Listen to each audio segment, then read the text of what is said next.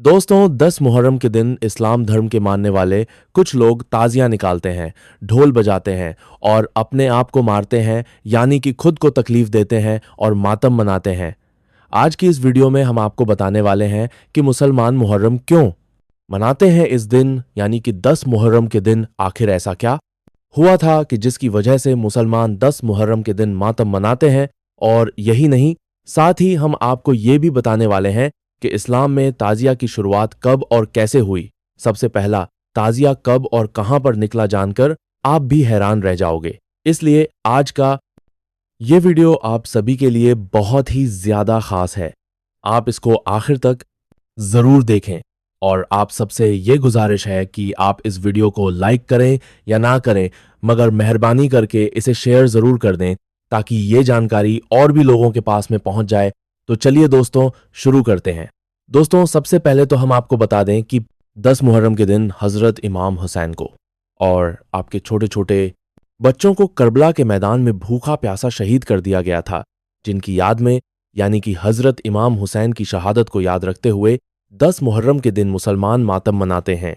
हजरत इमाम हुसैन अल्लाह के प्यारे नबी हजरत मोहम्मद सल्लल्लाहु वसल्लम के नाती थे, यानी कि हजरत इमाम हुसैन आपकी प्यारी और लाडली बेटी हजरत फातिमा के बेटे थे, जिनको 10 मुहर्रम के दिन करबला के मैदान में 3 दिन तक भूखा प्यासा रखकर शहीद कर दिया गया था।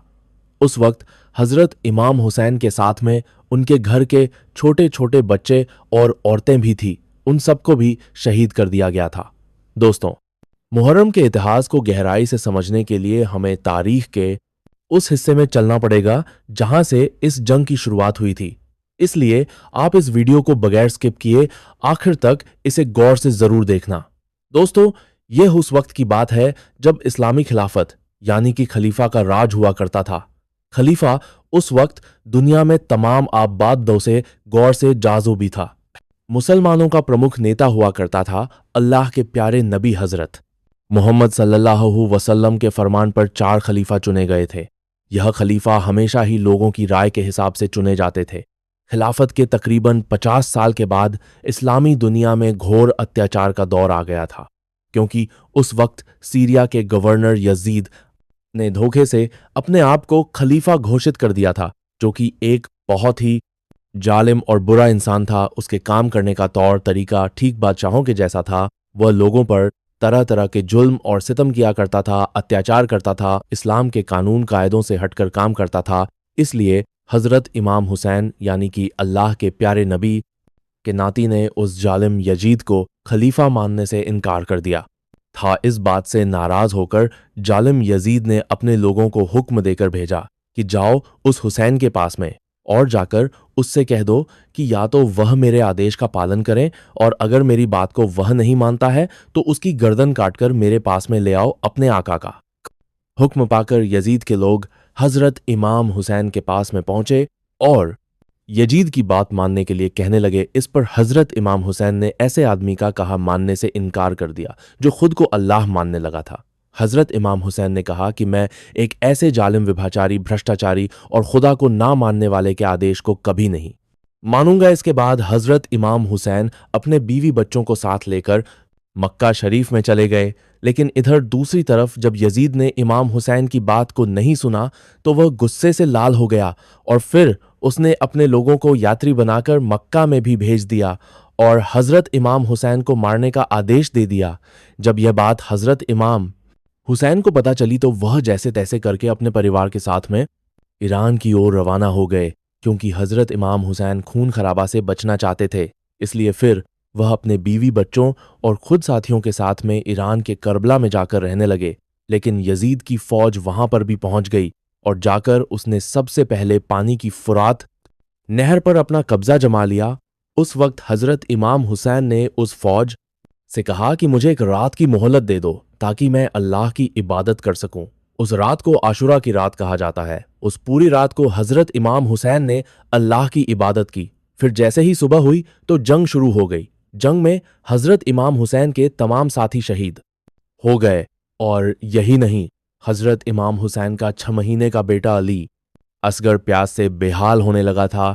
यह देखकर हजरत इमाम हुसैन उसे लेकर जंग के मैदान में गए और यजीद की फौज से कहा कि मेरे मासूम बेटे को पानी पिला दो। लेकिन यजीद की फौज को ना ही उस मासूम बच्चे की हालत पर तरस आया और ना ही उन्होंने हजरत इमाम हुसैन की कोई बात को माना। नतीजा यह निकला कि नन्हा अली असगर भी अपने बाबा हुसैन की बाहों में तड़प तड़प कर दम तोड़ दिया। आखिर में उस जालिम फौज ने हजरत इमाम हुसैन को भी शहीद कर दिया। इस तरह से इमाम हुसैन और उनके घर वालों ने इस्लाम और इस्लाम के रसूलों के लिए अपने आप को कुर्बान कर दिया। यही वजह है कि खुदा के इस नेक बंदे की शहादत की याद में मुसलमान 10 मुहर्रम के दिन मातम मनाते हैं। अब आपको बताते हैं कि मुहर्रम के महीने में ताजिए की शुरुआत कैसे हुई, इसके पीछे की क्या कहानी है, इसके पीछे का क्या वाकया है। दोस्तों, सन 370 की बात है।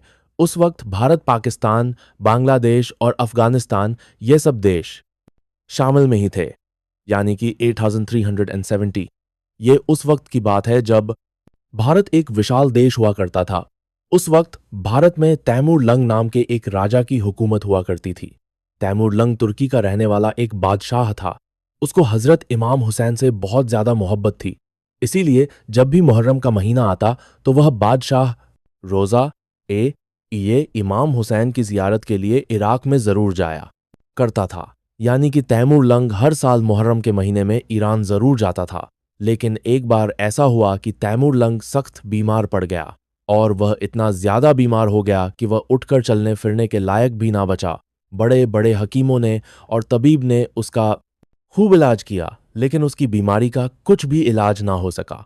इसके बाद जैसे ही मुहर्रम का महीना करीब आने लगा तो तैमूर लंग हजरत इमाम हुसैन की मोहब्बत में बेचैन होने लगा। वह इराक जाने के लिए तड़पने लगा, लेकिन इस बार वह इस हालत में नहीं था कि वह रोजा इमाम हुसैन की जियारत करने के लिए इराक में जा सके, क्योंकि हकीम और तबीब ने उसको सफर के लिए मना कर दिया था।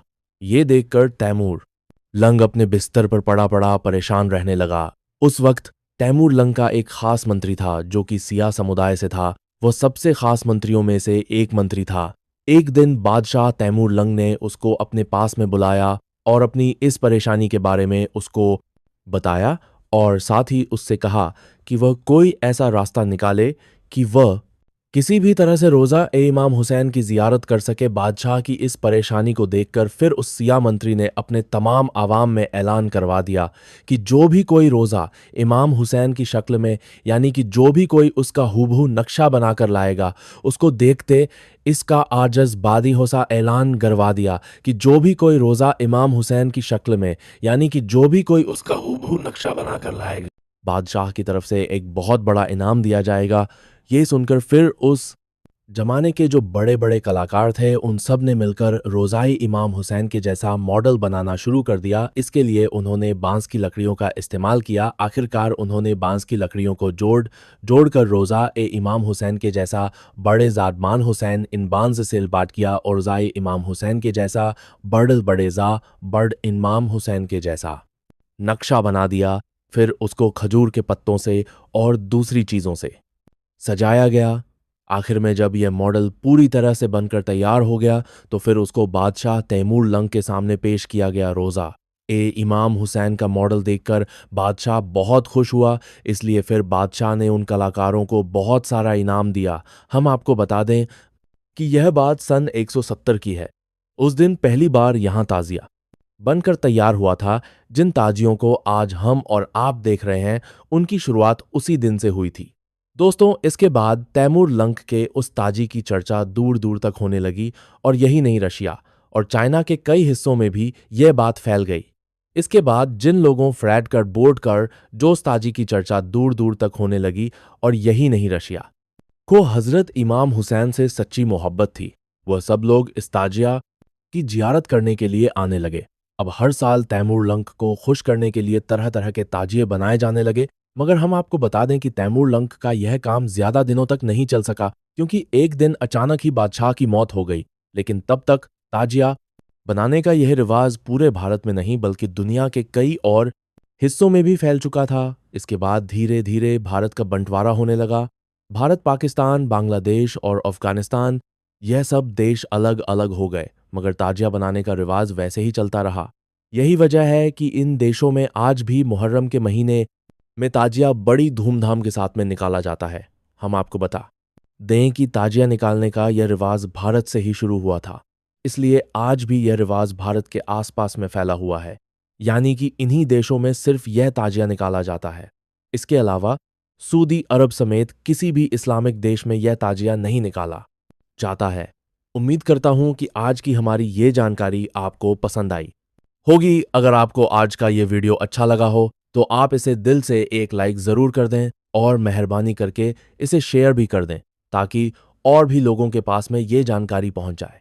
दोस्तों, काबा शरीफ एक ऐसी जगह है जिसके ऊपर से आज तक कोई भी परिंदा नहीं गुजरा है और दुनिया भर के किसी भी एयरलाइंस का कोई भी जहाज आज तक काबा शरीफ के ऊपर से नहीं गुजर पाया है।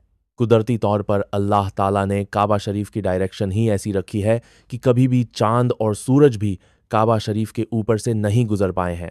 आखिर ऐसी क्या वजह है कि जिसकी वजह से काबा शरीफ के ऊपर से कोई भी जहाज या परिंदा नहीं गुजर पाता है, और अगर कभी कोई गुजरने की कोशिश भी करता है तो उसको कोई या तो कुदरती तौर पर वहां से धकेल दिया जाता है या फिर वह जलकर तबाहो बर्बाद हो जाता है। अल्लाह ताला ने काबा शरीफ में ऐसी क्या खास बात रखी है जिसकी वजह से काबा के ऊपर से कोई भी जहाज या परिंदा नहीं गुजर सकता है? आज की इस वीडियो में हम आपको इसी के बारे में जानकारी देने वाले हैं, और साथ ही हम आपको यह भी बताने वाले हैं कि एक बार जब किसी हवाई जहाज ने काबा शरीफ के ऊपर से गुजरने की कोशिश की तो उस जहाज के साथ में क्या हुआ, इसके बारे में जानकर आप भी हैरान रह जाओगे। इसलिए आज का यह वीडियो आप सभी के लिए बहुत खास है। आप इसको आखिर तक जरूर देखें। और सबसे पहले, अगर आपको भी काबा शरीफ से मोहब्बत है तो आप इस वीडियो को दिल से एक लाइक जरूर करें और इस वीडियो को शेयर भी कर दें ताकि और लोगों को भी ये मालूम हो सके। तो चलिए दोस्तों, शुरू करते हैं। दोस्तों, इस्लाम में मक्का और मदीना को जन्नत का दरवाज़ा माना गया है। इसलिए हर मुसलमान अपनी ज़िंदगी में एक बार मक्का और मदीना जाने की ख्वाहिश ज़रूर रखता है और काबा शरीफ का तवाफ़ करना चाहता है।